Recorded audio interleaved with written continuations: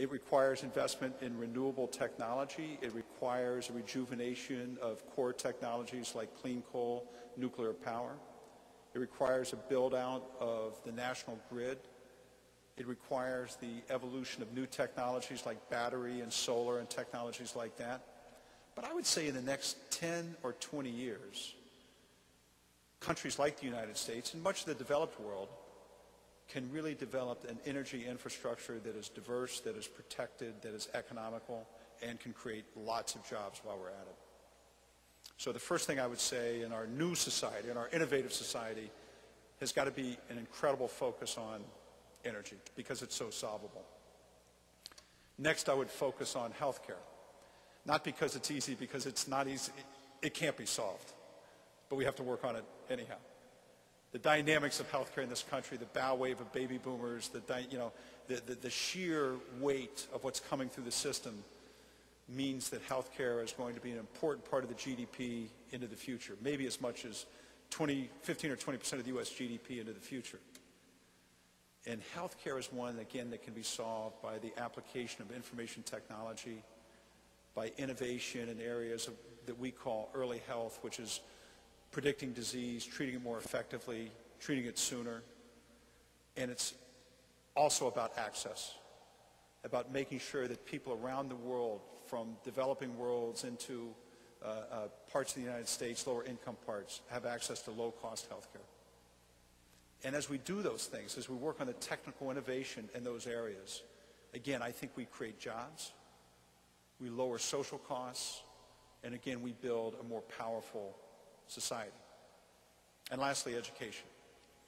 We believe that education, whether it's management education in the case of GE, or whether it's companies working together with communities to build better backbone of competitive students in areas like math and science, this is a social and economic imperative. The United States ranks number 25 in math, number 24 in science on a global basis. This is the core of the competitive world that we've got to continue to drive. So the vision I would paint for you is we're going to get more regulation. Let's make it a catalyst for change. We should think not about giving up on this as just being a service economy only, or the developed world being a service economy only, but really rejuvenating research and development and the role it can play in the world. And then applying that innovation in important areas of energy, healthcare, and education. Again, that's not yet enough, because I think the fourth part of what we have to think about coming out of the ashes here has got to be a progress in globalization. You know, it's easy now.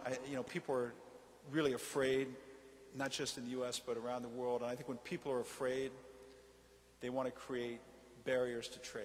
It's just a natural outgrowth of where we are today. And it would be a real crime, I think, if we allowed the current economic distraction, the current economic volatility to make us move backwards in globalization. I think one of the things we've seen, at least in the financial markets, is how interrelated the global markets really are and how important they are. But the other thing I would say, particularly for the developed world, of which we sit today, is that we are never going to be able to reframe this economy away from being purely a services industry or financial service economy unless we can take our products and sell them around the world. It is the only future for the U.S. It is the only future for Europe, is the ability to be able to make and sell products and to be able to do so on a global basis. So part of our vision has to be a U.S. that reconnects with the world from a trade standpoint, from an economic standpoint, from a political standpoint, because I think it's the only way we can reframe this economy that we care about. So who is an ethical leader today? What is an ethical company today? I think it's a company that is well run.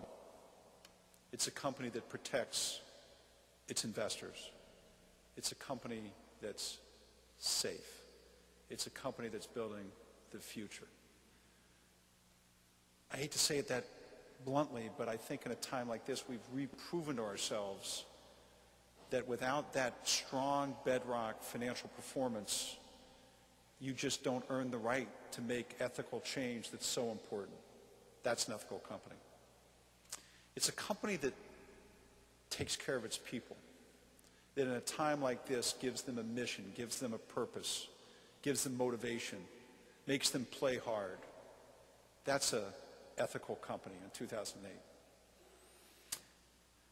And I think it's a company that lives as part of an economy that's got to change at a moment in time where it's important, that embraces regulation in a constructive sense, that is willing to double down on technologies that can change the world, that is willing to drive hard from a standpoint of fixing energy, healthcare, education, and that goes boldly with its reputation to connect on a global framework.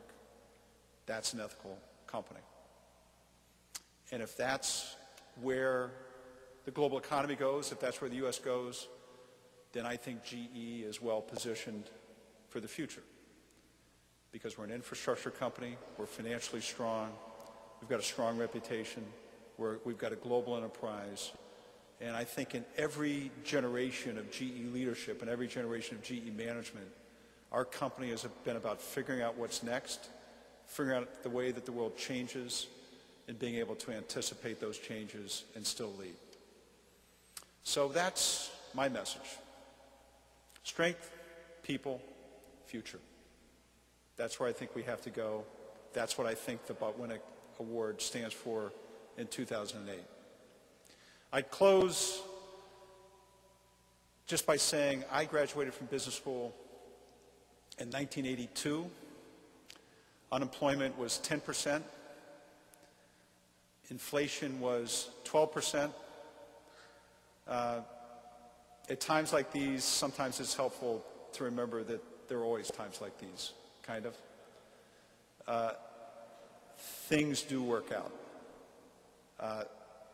We're still hiring. Okay? I come here today with jobs, okay? And I think what's important for you is to learn what's going on, know that the world's going to be different, but don't give up on your dreams. Don't give up on your dreams. I think the world needs you. We need your passion. We need what you stand for, and we need, the next generation of leaders that can come out and make a more competitive society. So, again, great to be here with you today. I'm honored to receive the award on behalf of GE on business ethics. And again, I say to you, performance, people, future. Those are the three things that business ethics stand for today. With that, I'm happy to take questions and talk about whatever the conversation or wherever you want to take the conversation. So thank you, and please come to the mics and let's talk about whatever you want to talk about. Great. Thank you.